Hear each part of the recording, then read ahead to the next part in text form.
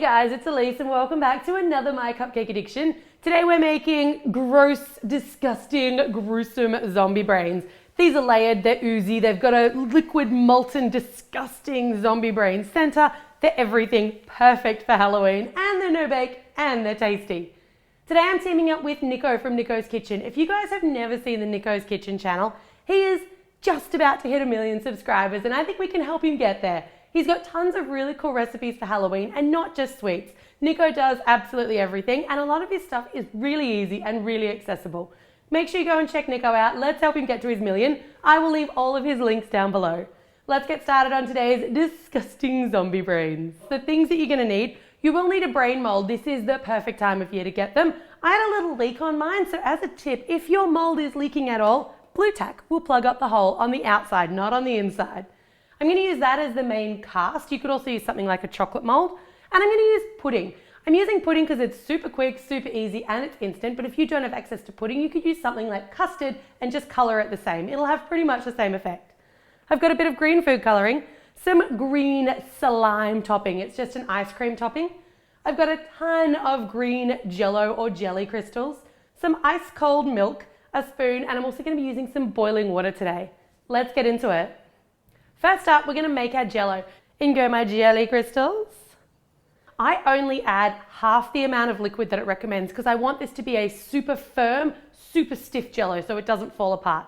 Stirring till they're completely dissolved here is incredibly important. If you don't, you're going to get little jelly crystals setting at the very top of your brain and it's going to look a little bit weird. All right, my Jello is completely dissolved. If you want that to set in the fridge a little bit quicker, add a couple of ice cubes at this point, maybe 6, maybe 12. That'll bring the temperature down really, really quickly. In that goes to my Jello mold, and you want it to be about that much from the top of the mold. If you're just a fraction shy, you can add a little bit of extra water just to bring it up. I used about 5 packets of Jello mix for mine, so there is a lot of Jello in here. I'm gonna pop that off into the fridge. I'm gonna let it completely set. All right, my Jello has magically set. Should be nice and firm all the way through. I kind of love just pushing Jello. I don't know what it is about it that's so therapeutic. So I'm going to grab a bowl to stick my Jello scraps into. I'm going to do a knife just to sort of carve out the shape that I want. And I'm doing this really gently because I don't want to pull that Jello away from the outside of the mold just yet. We've got a lot to do in this operation before he's allowed to come out. Take your spoon and dig out the center of your zombie brain. Now don't get too crazy and think you can eat all this jelly. We're actually going to remelt that down and we're going to use it again. So pop it off to the side, but it doesn't need to be in the fridge. And now we're going to make up some pudding to fill in our middle layer of our zombie brain. With your pudding, you're going to need ice cold milk. I've got a bowl and I've got my pudding mix.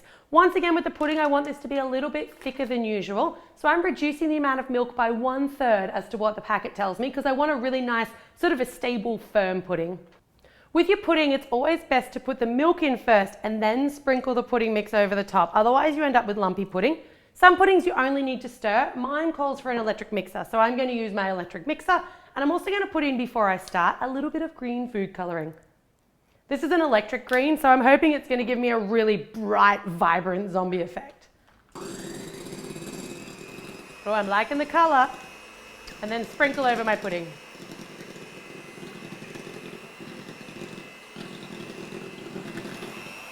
All right, perfect. My pudding is lump-free and it's ready to pour in. You want to move quite quickly here because pudding sets quite quickly.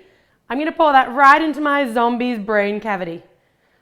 I'm just going to use the back of a spoon just to smush it down, so I'm making sure that it's all the way into all those little nooks and crannies. And then that is going back into the fridge and I'm going to let that completely set before we move on to the next step. So while your Jello might have taken a painful amount of time to set, pudding sets super quick. That's only been in for about 15 minutes. So now I'm going to gouge out a really nice sort of a small center well from my pudding, and this you can eat if you want to, for my additional slime. This is going to be fantastic because not only are we going to have some of it on the outside of the brain, this is going to be what oozes when you cut into the brain. In goes my topping. Now I've melted my Jello back down. I just popped mine into the microwave for a minute and I'm back to liquid consistency. You want to make sure that that is not hot. It can be a little warm, but room temperature is best. If you don't have a microwave, you can also melt it in a double boiler or on the stove top. And then I'm going to gently pour that over the top and fill my Jello mold all the way to the top. Pouring it on top of the already set Jello allows it to pool nice and evenly and it doesn't create any dips or wells in any of that topping or anything that I've just poured in.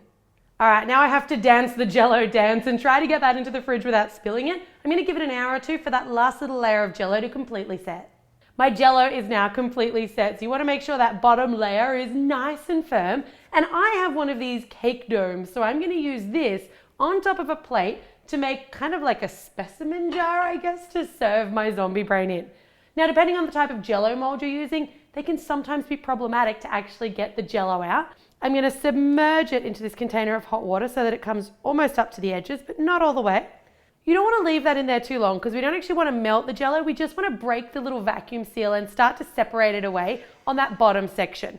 I'm gonna tilt mine and you'll be able to see here, you can see that little vacuum seal sort of breaking around the edges and you can see it starting to come away, absolutely no problem. It's a pretty heavy piece of Jello, so it will actually start to come away in its own right.